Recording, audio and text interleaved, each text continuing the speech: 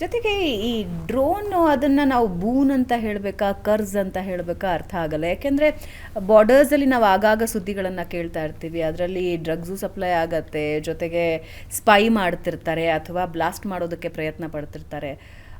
Drone control is a biggest issue. ಹೌದು, drone control detection is a big issue.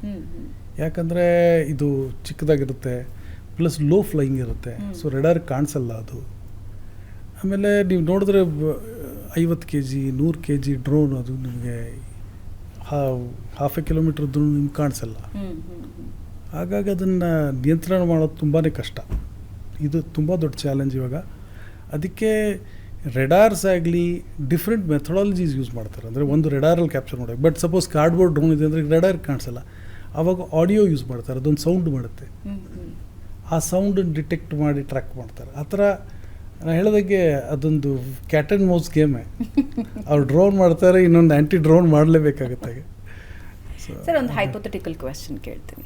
ನಾವು Ukraine Russia war ನೋಡಿದಾಗ, Hamas and Israel war ನೋಡಿದಾಗ ಯುದ್ಧ ಆರಂಭ ಅಂತ ಹೇಳ್ತಾ ಇರ್ತೀವಿ.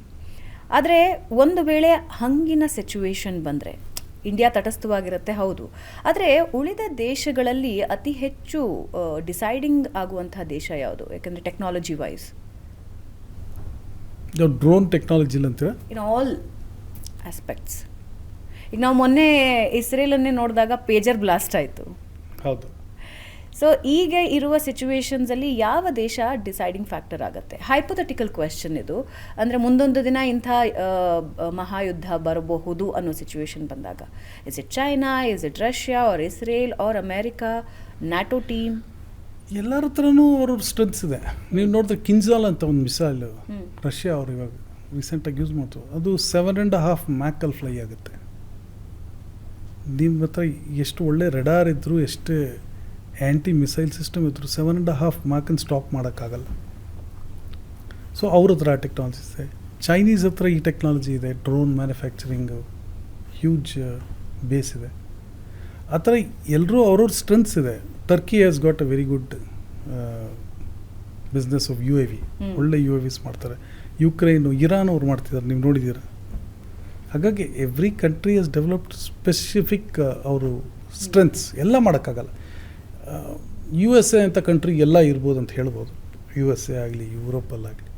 ಬಟ್ ಎವ್ರಿ ಕಂಟ್ರಿ ಒಂಥರ ಆಪ್ಟಿಮೈಸ್ ಮಾಡಿಕೊಡುತ್ತೆ ಅದರ ಸ್ಟ್ರೆಂತು, ಅದರ ಕೇಪಬಿಲಿಟಿ, ಅದರ ಮ್ಯಾನ್ ಪವರು ರಿಕ್ವೈರ್ಮೆಂಟ್ ನೋಡಿಕೊಂಡು.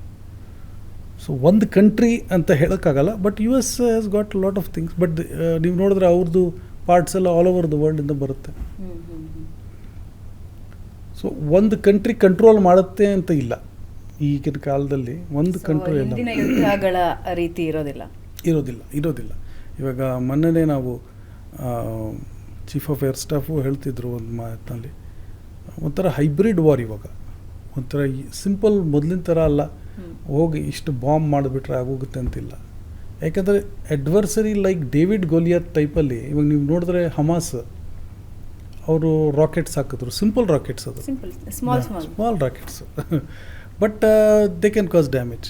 ಯುಕ್ರೈನ್ ಅವರು ಅಷ್ಟು ದೊಡ್ಡ ದಾಳಿ ಆದ್ರೂ ಡ್ರೋನ್ಸ್ ಮೂಲಕ ಅವರು ಅಟ್ಯಾಕ್ ಮಾಡಿ ಡೀಪ್ ಇನ್ ರಷ್ಯಾ ಆಲ್ಮೋಸ್ಟ್ 1000 kilometers ಅವೇ ಅವರು ಅಟ್ಯಾಕ್ ಮಾಡಿ ಅಲ್ಲಿ ಲಾಟ್ ಆಫ್ ಡ್ಯಾಮೇಜ್ ಮಾಡೋಕ್ಕಾಗುತ್ತೆ ಅವರು.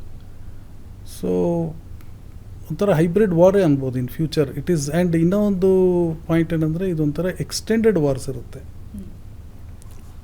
ರಷ್ಯಾ ಹೇಳಿದ್ದು it's A special operation, we will finish it ಅಂತ. ನೀವು ನೋಡ್ತಾ ಇದ್ದೀರಾ, ಸುಮಾರು 3 ವರ್ಷ ಆಗಿದೆ ಅದು ಹಾಗೆ ನಡೀತಿದೆ. ಸೊ ಇದೊಂದು expectation that it will be protracted war ಅಂತಾರೆ. Hybrid war, protracted war. So ಅದಕ್ಕೆ ಹೇಗೆ ನೀವು ಹ್ಯಾಂಡಲ್ ಮಾಡ್ತೀರಾ? ಯಾಕಂದರೆ ಇಷ್ಟೊಂದು ದಿನ ನೀವು ನಿಮಗೆ ಕೇಪಬಿಲಿಟಿ ಇರಬೇಕು ವಿತ್ಸ್ಟ್ಯಾಂಡ್ ಮಾಡೋಕ್ಕೆ, ಫೈನಾನ್ಷಿಯಲ್ ಮಸಲ್ ಇರಬೇಕು. Actually to a large extent protracted war it is financial muscle that matters. ಯಾಕಂದರೆ ನೀವು ಇಷ್ಟು ಜನನ ಟ್ರೂಪ್ಸ್ ಯೂಸ್ ಮಾಡಿ, ಇಷ್ಟು ವೆಪನ್ಸ್ ಯೂಸ್ ಮಾಡಬೇಕಂದ್ರೆ ಅದಕ್ಕೆ ಫೈನಾನ್ಷಿಯಲ್ ಪವರ್ ಬೇಕು.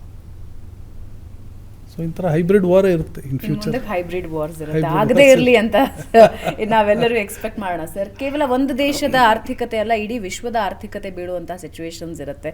ಸೊ ಹಾಗೆ ವಾರಿನ ಎಕ್ಸ್ಪೆಕ್ಟೇಷನ್ ನಾವು ಡೆಫಿನೆಟ್ಲಿ ಇಲ್ಲ.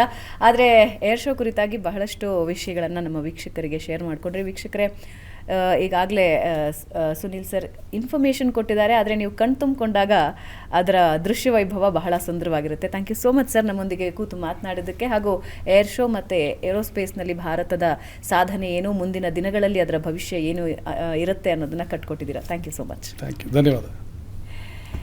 ಸೊ ವೀಕ್ಷಕರೇ, ಇದು ಇವತ್ತಿನ ಬೆಂಗಳೂರು ಬಸ್ ಪಾಡ್ಕಾಸ್ಟ್. ನಮಸ್ಕಾರ.